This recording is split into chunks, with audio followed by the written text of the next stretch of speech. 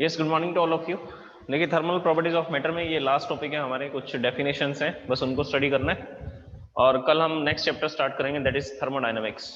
Thermodynamics में हम ये देखेंगे कि हीट एनर्जी जो होती है वो दूसरी एनर्जीज में कैसे कन्वर्ट हो सकती है।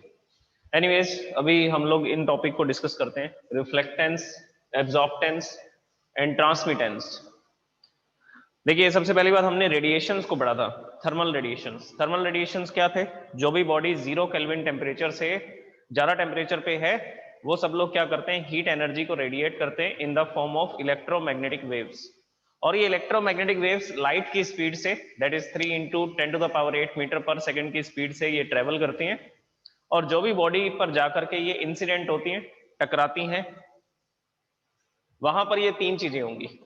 ऐसा नहीं है कि सिर्फ एब्जॉर्प्शन हो या सिर्फ रिफ्लेक्शन हो या सिर्फ ट्रांसमिशन हो, तीनों चीजें होती हैं, पार्शली होती हैं। ओके, अब इस चीज को समझिए। जैसे कि हमारे पास एक ऑब्जेक्ट था, इस ऑब्जेक्ट के ऊपर यहां पर थर्मल रेडिएशन आ रहे हैं, तो ये थर्मल रेडिएशन इस पर आया और ये रेडिएशन जैसे ही आएगा, this is called incident, this is called incident ray. ये इंसिडेंट रे है या इंसिडेंट वेव बोल सकते हैं आप इसको, electromagnetic wave. So this is the incident wave. अब इसके साथ क्या होगा, ये जाकर के जब ये यहां पर टकराएगी, ये जाकर के जब यहां पर टकराएगी तो तीन काम होंगे यहां पे। सबसे पहला काम होगा रिफ्लेक्शन। अगर ये पॉलिश्ड सरफेस होगा, पॉलिश सरफेस जैसे कि मेटेलिक सरफेस होते हैं, शाइनी होते हैं, अगर ये ऐसा सरफेस होगा तो ज्यादा क्वांटिटी में रिफ्लेक्शन करेगा। तो जैसे ही ये वेव यहां पर आएगी, इंसिडेंट होगी, यहां पर इंसिडेंस होगा, इंसिडेंस होने के बाद ये यहां पर टकरा करके रिफ्लेक्ट हो सकती है। So this is called reflection, this is called reflection. Okay, और जहां पर ये इस पर इंसिडेंट होगी ये वाली वेव, वहां पर क्या होगा, वहां पर एब्जॉर्प्शन होगा। वहां पर क्या होगा, एब्जॉर्प्शन होगा। और एब्जॉर्प्शन होने के बाद यहां पर ट्रांसमिशन भी हो सकता है। तो ये वेव इसमें ऐसा ट्रांसमिट भी हो सकती है। ये जो हीट एनर्जी है ये एक एटम से दूसरे एटम में, दूसरे से तीसरे में वाइब्रेशंस के थ्रू हमने पढ़ा है, कंडक्शन के थ्रू ये ट्रांसमिट होगी। तो यहां पर क्या होगा, ट्रांसमिशन होगा। यहां पर क्या होगा, ट्रांसमिशन। और होती तीनों चीजें। जब भी ये लाइट एनर्जी या हीट एनर्जी या आप इसको बोल सकते हैं इलेक्ट्रोमैग्नेटिक वेव, ये जो इलेक्ट्रोमैग्नेटिक वेव है जैसे ही आकर के इस पर इंसिडेंट होगी, और जहां पर इंसिडेंट होगी वहां पर तीन चीजें दिखेंगी, रिफ्लेक्शन होगा, ट्रांसमिशन होगा और एब्जॉर्प्शन भी होगा। अब सुनिए कैसे। जैसे मान लीजिए 100 एनर्जी यहां पर आई, 100 एनर्जी यहां पर आई, तो हमने बोला ये एक अच्छा रिफ्लेक्टर है। जैसे कि हमने मिरर लगा रखे हैं, जो मिरर होते हैं दैट आर गुड रिफ्लेक्टर, अच्छे रिफ्लेक्टर हैं। तो हमने ये देखा कि उसने 95 एनर्जी को तो रिफ्लेक्ट कर दिया, 95 एनर्जी को रिफ्लेक्ट कर दिया। अब देखिए, हम लोग मिरर को अगर धूप में रखेंगे, सनलाइट में रखेंगे, तो क्या वो गर्म नहीं होगा? तो आंसर है गर्म भी होता है। गर्म होता है तो इसका मतलब वो एब्जॉर्प्शन भी कर रहा है, इसका मतलब वो क्या कर रहा है, एब्जॉर्प्शन भी कर रहा है। तो 95 एनर्जी को तो इसने रिफ्लेक्ट कर दिया, लेकिन 3 एनर्जी को इसने क्या कर लिया, एब्जॉर्ब कर लिया, और कोई 2 एनर्जी को इसने आगे ट्रांसमिट कर दिया। इसको हम लोग रिफ्रैक्शन में स्टडी करते हैं। ये जो ट्रांसमिशन होता है, ट्रांसमिशन को हम लोग लाइट एनर्जी के लिए रिफ्रैक्शन में स्टडी करते हैं। हीट एनर्जी के लिए इसको ट्रांसमिशन ही बोला जाएगा। लाइट एनर्जी होगी तो उसके लिए हम लोग इसको रिफ्रैक्शन में स्टडी करेंगे। एनीवेज, हम लोग ट्रांसमिशन को देख रहे हैं। तो यहां पर 100 एनर्जी आएगी, 95 रिफ्लेक्ट हो जाएगी, 3 एब्जॉर्ब हो जाएगी और 2 का ट्रांसमिशन हो जाएगा। वो आगे इसमें ट्रेवल करना शुरू कर देगी एनर्जी। तो जहां पर भी हीट एनर्जी इंसिडेंट होगी, जहां पर भी रेडिएशन इंसिडेंट होंगे, वहां पर ये तीन चीजें देखने को मिलेंगी। अब ये रिफ्लेक्टेंस क्या होता है? तो हमने एक ऐसी क्वांटिटी बता दी जो ये बताएगी कि कितनी हीट एनर्जी आई थी, इंसिडेंट हुई थी, और कितनी रिफ्लेक्ट हो गई। जैसे कि इस केस में क्या होगा, इस केस में अगर मैं रिफ्लेक्टेंस निकालूंगा, रिफ्लेक्टेंस को स्मॉल आर से लिखते हैं, रिफ्लेक्टेंस कितना, रिफ्लेक्ट कितना हुआ 95, और टोटल एनर्जी कितनी आई थी 100, तो इसका आंसर आएगा, रिफ्लेक्टेंस कितना आएगा 0.95। तो ये इसका रिफ्लेक्टेंस होगा, मतलब कि 95% इसने क्या कर दिया, 95% एनर्जी को इसने रिफ्लेक्ट कर दिया। और ये एक रेशो है तो इनकी यूनिट नहीं होगी, तो इनकी यूनिट नहीं होगी। अब ये 95 क्या है और 100 क्या है, ये आपको पता है। 95 वो एनर्जी है जो रिफ्लेक्ट हो गई, और 100 वो एनर्जी है जो इंसिडेंट हुई थी, जो इस पर आकर के टकराई थी, जिसने स्ट्राइक किया था इस पर आकर के। तो यहां पर लिखेंगे हम लोग the energy that is reflected, the energy which is incident, और जो एनर्जी इंसिडेंट हुई थी। बस इनके रेशियो को क्या बोलते हैं? रिफ्लेक्टेंस बोलते हैं। तो मैं इसकी डेफिनेशन यहां पर लिख देता हूं, फॉर्मूलाज लिख देता हूं, फॉर्मूला से हम लोग डेफिनेशन बना सकते हैं। बस आप मेन इस बात को समझिए कि जहां पर भी इलेक्ट्रोमैग्नेटिक वेव आकर के स्ट्राइक करेगी, वहां पर तीन चीजें देखने को मिलेंगी: रिफ्लेक्शन, ट्रांसमिशन, एब्जॉर्प्शन। अब जैसे कि ब्लैक बॉडी की बात करेंगे, ब्लैक बॉडी मतलब कि जिसका कलर पूरा ब्लैक है, उस केस में क्या होगा? उस केस में रिफ्लेक्शन बहुत कम होगा। उस केस में रिफ्लेक्शन जो है वो बहुत कम होगा। जैसे कि हमने माना कि वो 5% रिफ्लेक्शन करता है, और बाकी का जो 90% है वो क्या कर रहा है? एब्जॉर्प्शन कर रहा है, और 5% आगे ट्रांसमिट हो रहा है, हीट एनर्जी आगे ट्रांसमिट भी हो रही है। तो उस केस में क्या होगा? एब्जॉर्प्शन ज्यादा होगा, रिफ्लेक्शन और ट्रांसमिशन कम होगा। उस केस में एब्जॉर्प्शन ज्यादा होगा, रिफ्लेक्शन और ट्रांसमिशन कम होगा। रिफ्लेक्शन कम होगा, ट्रांसमिशन भी ज्यादा हो सकता है। ऐसा भी हो सकता है कि जितनी एनर्जी यहां पर आई थी उसमें से 5% तो रिफ्लेक्ट हो गई, बाकी बची 95 में से 55 एनर्जी इसकी हीट एनर्जी को, इसको गर्म करने में चली गई, और बाकी की एनर्जी इसमें ट्रांसमिट हो रही है। बाकी की एनर्जी क्या हो रही है? इसमें ट्रांसमिट हो रही है। तो ज्यादा क्या होगा ब्लैक बॉडी में? ब्लैक बॉडी में ज्यादा एब्जॉर्प्शन देखने को मिलेंगे आपको। लेकिन होंगे तीनों, तीनों चीजें होंगी, रिफ्लेक्शन भी होगा, एब्जॉर्प्शन भी होगा, और ट्रांसमिशन भी होगा। RAT, रैट, ये याद रखना। रिफ्लेक्शन, एब्जॉर्प्शन, ट्रांसमिशन, तीनों चीजें होंगी। अब मैं आपको रिफ्लेक्टेंस के बारे में बताता हूं। Reflectance is a quantity, is a physical quantity which is a ratio of, ये एक रेशियो है, किस किस का रेशियो है? The amount of thermal radiation reflected by the body, amount of radiations reflected by the body, reflected by body। और नीचे क्या लिखेंगे? डिवाइड में क्या आएगा? Amount of radiations incident on the body. जितनी हीट एनर्जी उसने रिफ्लेक्ट कर दी, डिवाइड बाय जितनी हीट एनर्जी आई थी। इस रेशियो को क्या बोलते हैं? This ratio is called reflectance. R से लिख रहा हूं तो मतलब रिफ्लेक्टेंस है, ए से लिखेंगे तो एब्जॉर्प्शन, मतलब कि एब्जॉर्प्टेंस होगा। This is the reflectance. अब एब्जॉर्प्टेंस की डेफिनेशन बनानी है, तो वो कौन कौन सी क्वांटिटी का रेशियो होगा? वो दो क्वांटिटी का रेशियो होगा, जिसमें हम लोग क्या कर देंगे? यहां पर चेंज कर देंगे। ये रिफ्लेक्शन की जगह क्या कर देंगे? रिफ्लेक्टेड की जगह क्या कर देंगे? Absorbed. The amount of radiations absorbed by the body and amount of radiations incident on the body. जितना रेडिएशन आया, जितना रेडिएशन उसने एब्जॉर्ब कर लिया, डिवाइड बाय टोटल रेडिएशन। ये तो 100 ही रहेगा। अगर 100 एनर्जी आ रही है तो डिवाइड में सबके 100 आएगा। बस इनकी वैल्यूज लिखनी है। रिफ्लेक्ट 5% हो रहा है तो यहाँ 5 लिख देंगे, एब्जॉर्प्शन 55 हो रहा है तो यहाँ 55 लिख देंगे, ट्रांसमिशन 40 हो रहा है तो यहाँ ट्रांसमिशन लिख देंगे 40। अब ये किसके लिए लिखूंगा मैं? ये लिखूंगा एब्जॉर्प्टेंस के लिए। ये जो एब्जॉर्प्टेंस है इसका फॉर्मूला ये बन गया। और यहां से आप डेफिनेशन लिख सकते हैं कि किसी भी टाइम में, या पर सेकंड बोल सकते हैं आप, किसी भी टाइम पीरियड के दौरान जितनी हीट एनर्जी उसने एब्जॉर्ब कर ली और जितनी हीट एनर्जी उस पर इंसिडेंट हुई थी, उनके रेशियो को क्या बोला जाता है? उनके रेशियो को एब्जॉर्प्टेंस बोला जाता है। Last one is transmittance. Transmittance में क्या लिखेंगे?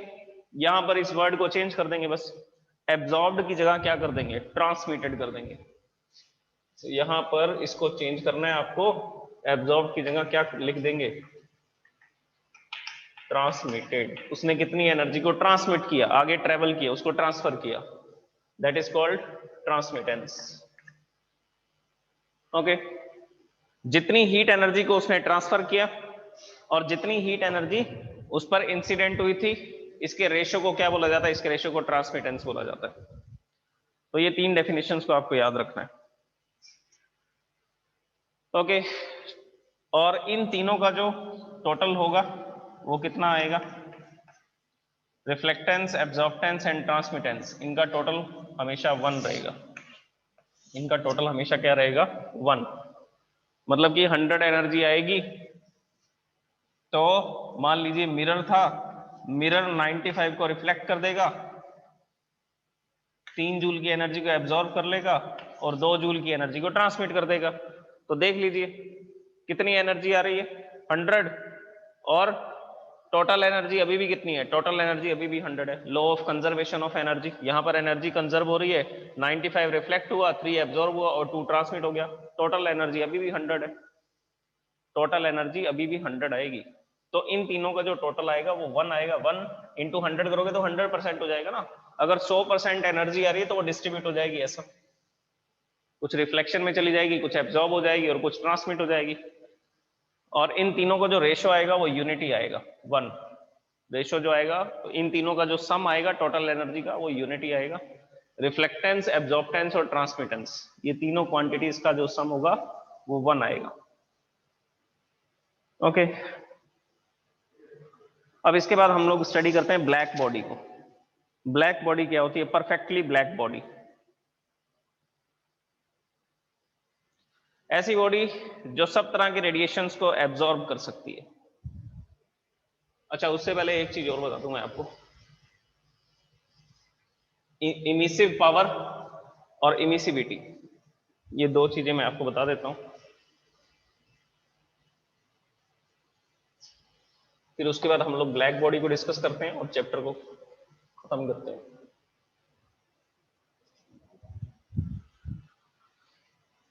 Okay, next is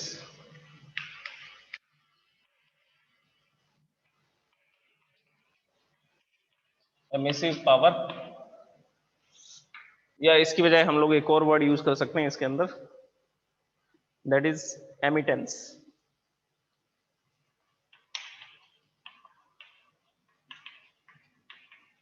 emissive power बोल सकते हैं या इसको क्या बोल सकते हैं, एमिटेंस बोल सकते हैं। एमिसिव पावर क्या होता है? पर सेकंड बॉडी जितनी हीट एनर्जी को रेडिएट कर देगी, that is called emissive power. एक सेकंड में बॉडी ने जितनी हीट एनर्जी को रेडिएट कर दिया सराउंडिंग में, उसको क्या बोला जाता है? उसको एमिसिव पावर बोला जाता है। बड़ी सिंपल सी डेफिनेशन है, इस डेफिनेशन को मैं लिखता हूं, the total amount of thermal energy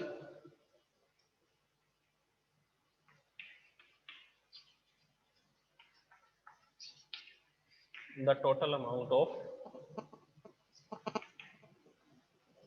thermal energy या थर्मल रेडिएशन लिख सकते हैं, thermal energy emitted per unit time from per unit area,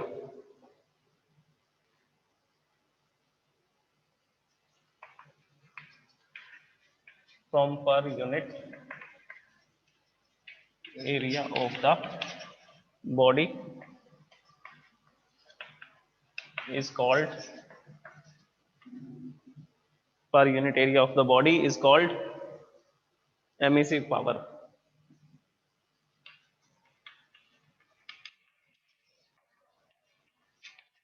is called emissive power. उसको क्या बोलते हैं? उस बॉडी की एमिसिव पावर बोलते हैं, and it is denoted by small E. इसका यूनिट क्या बनेगा? इससे पहले जो क्वांटिटीज बताई थी उनकी कोई यूनिट नहीं थी, क्योंकि वो एक रेशो था, एक प्योर रेशो था। प्योर रेशो का मतलब है कि उसमें जो क्वांटिटी ऊपर लिखी हुई थी वही क्वांटिटी नीचे थी। जैसे ऊपर भी हम एनर्जी लिख रहे थे, नीचे भी एनर्जी लिख रहे थे, तो जूल से जूल कैंसिल हो जाएगा, कैलोरी से कैलोरी कैंसिल हो जाएगा। तो वो एक रेशो होगा, एक नंबर होगा सिर्फ, उसकी कोई यूनिट नहीं होगी। It is denoted by small E, इसको स्मॉल ई से लिखते हैं एमिटेंस को, एमिसिव पावर को। यूनिट क्या बनेगी? देखो डेफिनेशन में देखो क्या लिखा हुआ है, कोई भी बॉडी जितनी हीट एनर्जी को एमिट कर रही है per unit time from per unit area. देखिए जैसे मेरे पास ये एक विंडो है, और ये जो विंडो है इसकी लेंथ भी 1 मीटर है और इसकी ब्रेथ भी 1 मीटर है, तो एरिया कितना आएगा? 1 मीटर स्क्वायर। तो 1 मीटर स्क्वायर में से, 1 मीटर स्क्वायर में से पर सेकंड 100 जूल की एनर्जी आ रही है। तो मैंने लिखा एक सेकंड में, ये जब मैं खिड़की खोलता हूं तो 100 जूल की एनर्जी अंदर आती है, रूम के अंदर आती है। 2 सेकंड तक अगर खिड़की को खोल के रखेंगे तो 200 जूल की एनर्जी आ जाएगी। तो ये जो पर मीटर एरिया है, पर मीटर एरिया में से पर सेकंड 100 जूल की एनर्जी आ रही है, और हम इसको क्या बोलेंगे, दैट इज एमिसिव पावर, इसको एमिसिव पावर बोल देंगे। अगर मैं ये खिड़की 10 सेकंड तक ओपन रखूंगा, 10 सेकंड तक खोल करके रखूंगा, तो 1000 जूल की एनर्जी हमारे रूम के अंदर आ चुकी होगी। तो यूनिट क्या बनेगी, यूनिट इसकी आप या तो ये लिख सकते हैं joule per second, joule per second per metre square, ये लिखा हुआ है ना, per unit time per unit area, तो पर सेकंड और per unit area, metre square लगा दिया हमने डिवाइड में। इसको ऐसा भी लिख सकते हो आप, या आप इसको ऐसा भी लिख सकते हो joule second inverse metre inverse 2, ये यूनिट भी लिख सकते हो। या इसकी बजाय आप ये भी लिख सकते हो, जूल पर सेकंड को क्या बोला जाता है, वॉट बोला जाता है, वॉट पर मीटर स्क्वायर, ये भी लिखा जा सकता है। तो ये एमिसिव पावर और एमिटेंस की यूनिट्स होंगी, joule per second per metre square, joule per second per metre square, that is called emissive power. Okay, next देखिए एमिसिविटी। एमिसिविटी एक रेशियो है, किस किस का रेशियो है, तो आंसर है दो क्वांटिटीज का रेशियो होगा, जिसमें हम लोग लिखेंगे total emissive power of the body divide by total emissive power of the black body, perfectly black body. फिर हम उसके बाद स्टडी करते हैं ब्लैक बॉडी को, क्योंकि जब हम एमिसिविटी को स्टडी करेंगे तो उसमें ये नाम लिया जाएगा ब्लैक बॉडी का, तो उसके लिए हमें ब्लैक बॉडी को स्टडी करना पड़ेगा। फिर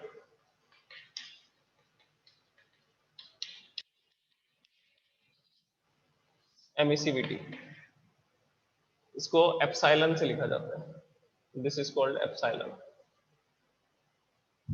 ओके, एमिसिविटी क्या होती है, ये एक रेशियो है, emissivity is a ratio, ratio है किस किस का, emissive power of a body divide by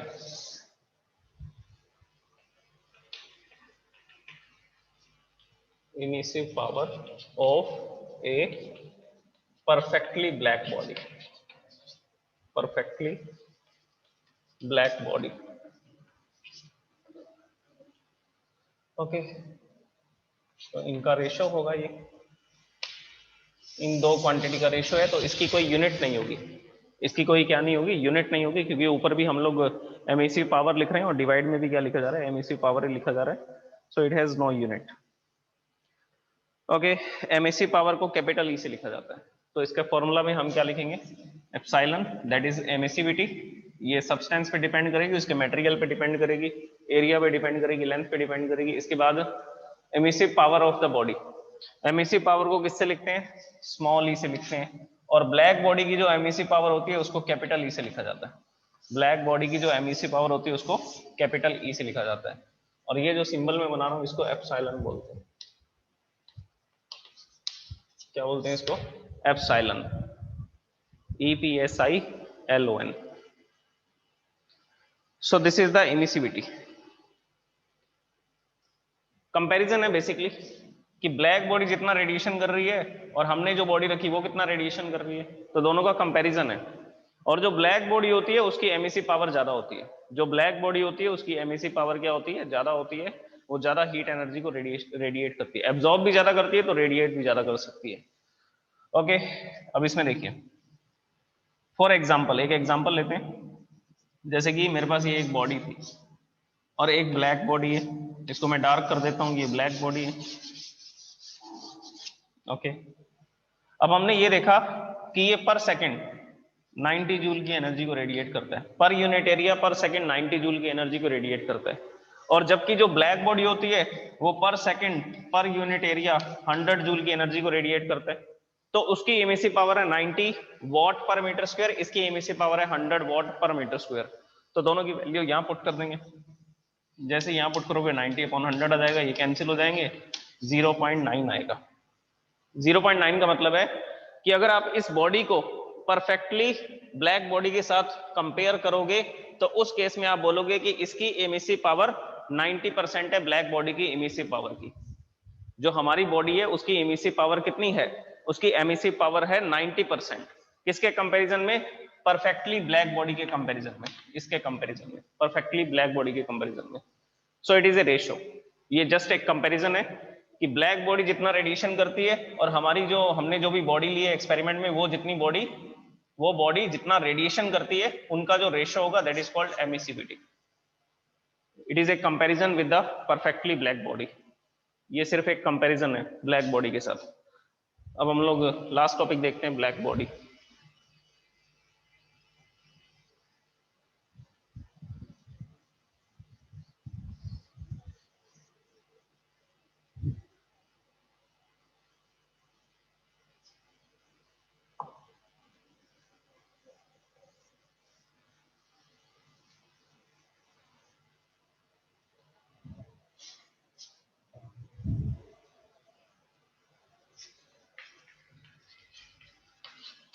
और कैसे बनाई जाती है परफेक्टली ब्लैक बॉडी वो भी बता दूंगा। फेरी ने इसको बनाया था, फेरी एक साइंटिस्ट का नाम है, उन्होंने इसको बना करके बताया था कि परफेक्टली ब्लैक बॉडी किसको बोलते हैं और कैसे इसको बनाया जा सकता है।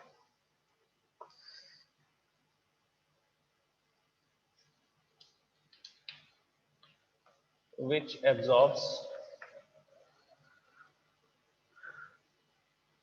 completely the radiations of all wavelength, which absorbs completely, ये word लिखना जरूरी है, which absorbs completely the radiations of all wavelengths, the radiations of all wavelengths, wavelength बोल दीजिए या frequencies बोल दीजिए, incident on it, incident on it. अब देखिए ये वेवलेंथ के बारे में हमने डिस्कस किया था, मैंने आपको पूरा स्पेक्ट्रम बताया था इलेक्ट्रोमैग्नेटिक वेव्स का। सबसे छोटी वेवलेंथ होती है गामा रेज की और सबसे बड़ी वेवलेंथ होती है इलेक्ट्रॉन वेव की। तो इस तरह से हमने ये स्टडी किया था कि वेवलेंथ डिफरेंट डिफरेंट होने के कारण फ्रीक्वेंसीज अलग अलग होती है, या फ्रीक्वेंसीज अलग अलग होने के कारण वेवलेंथ अलग अलग होती है, ऐसा भी बोल सकते हैं आप लोग। अब मैं एक कंपैरिजन बता देता हूं आपको, जैसे कि हमने अल्ट्रा वायलेट रेज, उसके बाद मैंने आपको बताया था विबग्योर। हम सिर्फ ये वाले रेडिएशंस को देख सकते हैं। विबग्योर, हमारा जो ब्रेन है, जो आईज है, वो सिर्फ इसके लिए सेंसिटिव है, इस फ्रीक्वेंसी रेंज के लिए या इस वेवलेंथ के लिए। इसके बाद आएगा इंफ्रारेड, इंफ्रारेड के बाद आएगा माइक्रोवेव्स, माइक्रोवेव्स के बाद आएगा रेडियो वेव्स, माइक्रोवेव्स के बाद क्या है, रेडियो वेव्स, जिसके थ्रू हमारा कम्युनिकेशन सिस्टम चल रहा है, रेडियो वेव्स। अब देखिए ये जो अल्ट्रा वायलेट रेज है, इसकी वेव मैं बना करके बताता हूं। ये अल्ट्रा वायलेट रे है, इसकी फ्रीक्वेंसी है high frequency, very high frequency. इसके बाद आएगा वॉयलेट। अब वॉयलेट कलर को देखिए, इसकी वेव है ये वाली, ये 1 सेकंड में 10 वेव कंप्लीट हो रही है। और रेड कलर के लिए हम लोग जब लिखेंगे तो उसका डायग्राम मैंने ये बनाया, 1 सेकंड में 2 ही वेव बन रही है, 2 वेव्स कंप्लीट हो रही है। तो अब देख लीजिए किसकी वेवलेंथ ज्यादा है, किसकी वेवलेंथ कम है। जिसकी फ्रीक्वेंसी ज्यादा होगी उसकी वेवलेंथ कम होगी। वेवलेंथ क्या होता है, क्रेस्ट से क्रेस्ट के डिफरेंट डिस्टेंस, या एक वेव जितनी डिस्टेंस ट्रेवल करती है दैट इज कॉल्ड वेवलेंथ। तो देखिए ये वेव यहां से चली और यहां पर खत्म होगी, तो एक वेव ने इतनी डिस्टेंस ट्रेवल की और ये इसकी वेवलेंथ है। वेवलेंथ को किससे लिखा जाता है, लैम्डा से लिखा जाता है, और ये इसका सिंबल है लैम्डा का, दिस इज लैम्डा। और यहां पर देखिए ये एक वेव यहां से स्टार्ट हुई और यहां पर खत्म हुई, तो इसने इतनी डिस्टेंस ट्रेवल की, that is lambda, that is wavelength of this wave. अब देख लीजिए कौन से कलर की वेवलेंथ ज्यादा है, तो आंसर है रेड कलर की वेवलेंथ ज्यादा है, वॉयलेट कलर की वेवलेंथ कम है। और हमने क्या लिखा, perfectly black body which absorbs completely the radiations of all wavelength, वो सारी वेवलेंथ के रेडिएशन को एब्जॉर्ब कर लेता है। Ultra violet, gamma rays, X rays, VIBGYOR, ये वाला violet, indigo, blue, green, yellow, orange, red, ये सारे कलर्स को, इंफ्रारेड वेव्स को भी एब्जॉर्ब कर लेता है, माइक्रोवेव्स को, रेडियो वेव्स को।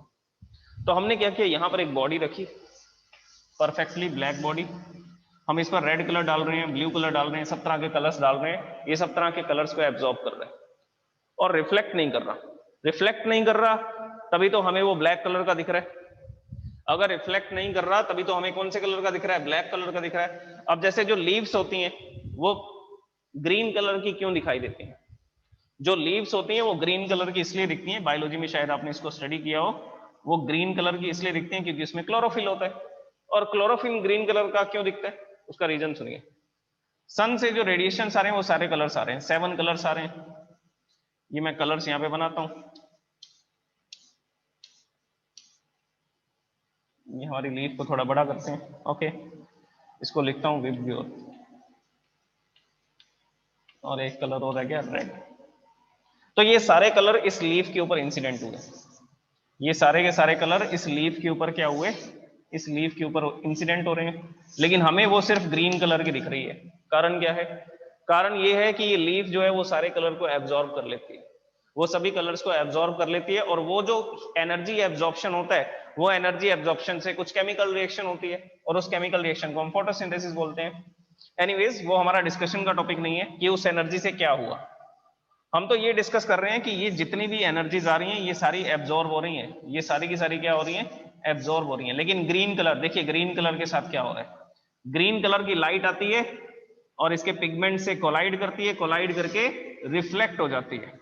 अब रिफ्लेक्ट होने के बाद वो लाइट हमारी आईज में आती है, हम अपनी आई को यहां पर रखते हैं, सेट करते हैं, और ये लाइट हमारी आईज में आती है, और हमें वो कौन से कलर की दिखती है, वो ग्रीन कलर की दिखती है। इसका मतलब लीफ ने ग्रीन कलर एब्जॉर्ब नहीं किया था, इसलिए वो ग्रीन कलर की दिख रही है, बाकी कलर वो एब्जॉर्ब कर रही है।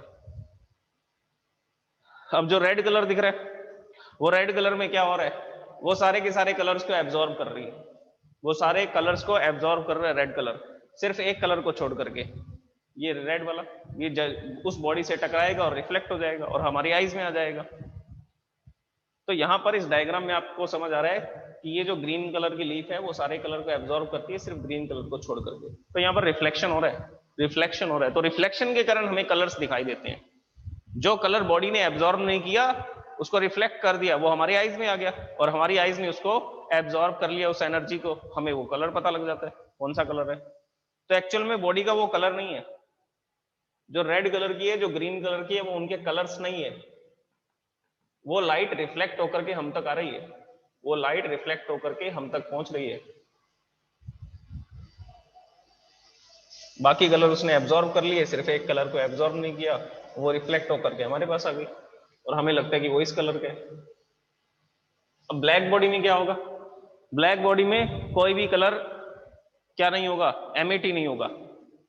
जितनी भी वेव्स आ रही हैं इसके ऊपर, जितने भी कलर्स की वेव्स आएंगी, वो सारी वेव्स ये एब्जॉर्ब कर लेगा, और हम बोलेंगे ये परफेक्टली ब्लैक बॉडी है, हम बोलेंगे ये क्या है, ये परफेक्टली ब्लैक बॉडी है।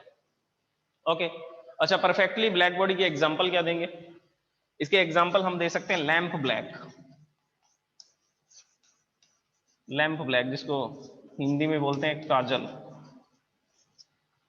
ये 98% तक एब्जॉर्प्शन करता है, 2% रिफ्लेक्शन करता है। अभी मैंने आपको बताया था कोई भी ऐसी बॉडी नहीं है जो 100% रिफ्लेक्शन कर दे, कोई भी ऐसी बॉडी नहीं है जो 100% ट्रांसमिशन कर दे, या कोई भी ऐसी बॉडी नहीं है जो 100% एब्जॉर्प्शन कर ले।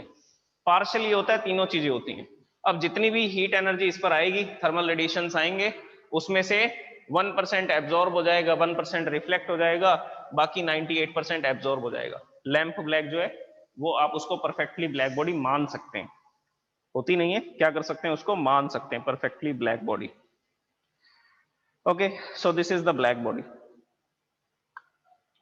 और ब्लैक बॉडी क्या होती है, एब्जॉर्प्शन पावर भी उसकी ज्यादा होती है और इमिसिव पावर भी उसकी ज्यादा होती है ब्लैक बॉडी की। जब मैं इस बॉडी को गर्म करूंगा, हीट अप करूंगा, तो ये बॉडी रेडिएशंस करेगी। अच्छा सुनो, ये ब्लैक क्यों दिख रही है, ब्लैक इसलिए दिख रही है क्योंकि रेडिएशंस इसमें नहीं हो रहे हैं, विबग्योर वाले रेडिएशन नहीं हो रहे हैं, या तो अल्ट्रावायलेट वाले रेडिएशन हो रहे होंगे, हमारी आईज इसको सेंस नहीं कर सकती, या ये वाले रेडिएशंस हो रहे होंगे इंफ्रारेड, उससे कम फ्रीक्वेंसी वाला कौन है, माइक्रो, उससे कम फ्रीक्वेंसी वाला है माइक्रोवेव, माइक्रोवेव्स, उससे कम फ्रीक्वेंसी वाली है रेडियो वेव्स। तो ये वेव्स वो एमिट कर रहा होगा। तो ये जो परफेक्टली ब्लैक बॉडी है ये रेडिएशंस कर रही है, ये ऐसा एमिशन कर रही है, लेकिन हमें वो ब्लैक दिख रही है। क्यों ब्लैक दिख रही है, क्योंकि वो एमिशन इसमें नहीं आ रहे। अगर violet, indigo, blue, green, yellow, orange, red, इन कलर में से कोई भी कलर रेडिएट करता तो हमें इसका कलर दिखता, लेकिन इसमें से एमिशन नहीं हो रहे इसलिए वो ब्लैक दिख रहा है। अब हो सकता है वो इंफ्रारेड वेव्स को रेडिएट कर रहा हो, 2%, मैंने बताया ना 98% एब्जॉर्ब कर रहा है, 1% रिफ्लेक्ट कर रहा है, 1% ट्रांसमिट कर रहा है। तो 1% जो वो रिफ्लेक्ट हो रहा है वो कौन से वाली हो रही है, वो इंफ्रारेड वेव्स है, वो इंफ्रारेड वेव्स है। लेकिन रिफ्लेक्शन हो रहा है, हमें दिख नहीं रही वो, हमारी आईज इसके लिए सेंसिटिव नहीं है, हम इस कलर को नहीं देख सकते, ना माइक्रोवेव्स को, ना रेडियो वेव्स को, ना अल्ट्रावायलेट वेव्स को। तो परफेक्टली ब्लैक बॉडी क्या करती है, एमिशन करती है, उसकी एमिसिव पावर ज्यादा होती है, लेकिन वो एमिशन जो है वो विजिबल लाइट का नहीं है, वो एमिशन विजिबल लाइट का नहीं है, इसलिए वो हमें नहीं दिखाई देता। अब देखो फेरी ने ये ब्लैक बॉडी कैसे बनाई, फेरी ने ये ब्लैक बॉडी कैसे बनाई, जल्दी समझ लीजिए फिर चैप्टर खत्म है। एक दो कुछ फॉर्मूलाज हैं स्टीफन्स लॉ के, वो फॉर्मूलाज मैं आपको नोट्स में बता दूंगा, ज्यादा मुश्किल नहीं होगा, आप समझ जाएंगे उससे। मेन जो चैप्टर है वो हमने डिस्कस कर लिया सारा। ये किस तरह का बॉल शेप एक बॉडी है, और इस बॉडी में हमने यहां पर एक ओपनिंग छोड़ी हुई है, this is called narrow opening.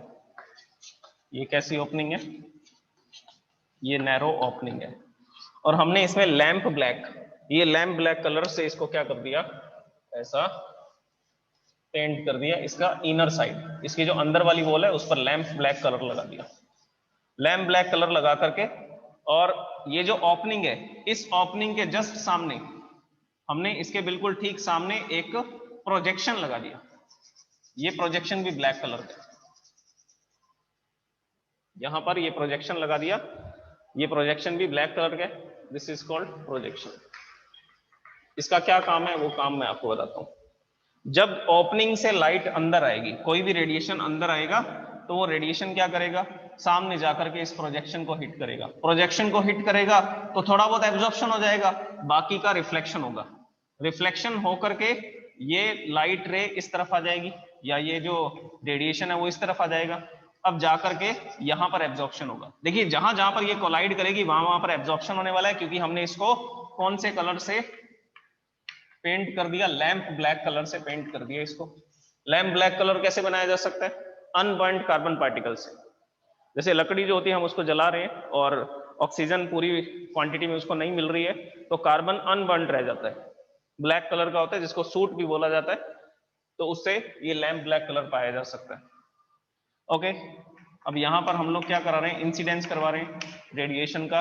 ये रेडिएशन जैसे ही आएगा, जहां जहां पर कोलाइड करेगा वहां वहां पर एब्जॉर्प्शन होगा, तो ये यहां जाकर के टकराया, टकराते ही एब्जॉर्प्शन हो और बाकी का रिफ्लेक्शन हो गया, फिर यहां टकराया तो यहां एब्जॉर्प्शन हुआ और बाकी का रिफ्लेक्शन हो गया, रिफ्लेक्ट होकर के ये इस तरफ आ गया, फिर यहाँ एब्जॉर्प्शन हुआ, फिर यहाँ आ गया इस तरफ टकरा करके, फिर यहाँ एब्जॉर्प्शन हुआ, फिर यहाँ आ गया एब्जॉर्प्शन, लास्ट ये लाइट रे यहां पर एब्जॉर्ब हो चुकी है कंप्लीटली।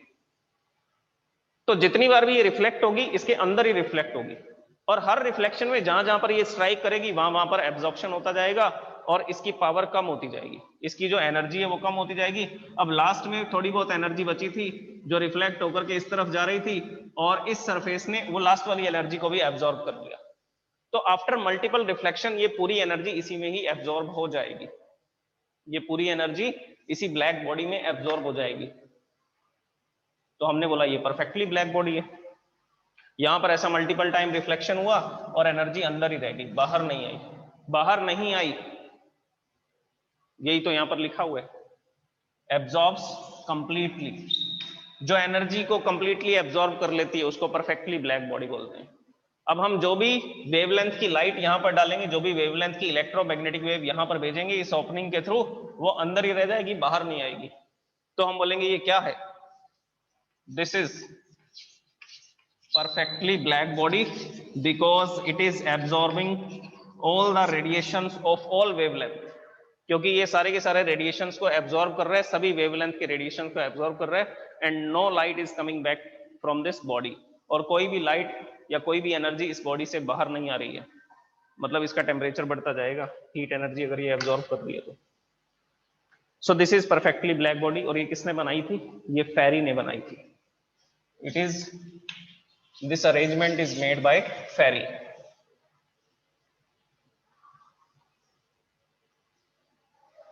ओके, ये चैप्टर खत्म होता है, कल शुरू करेंगे हम next chapter.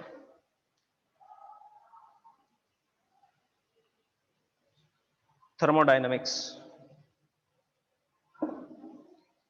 Thank you so much.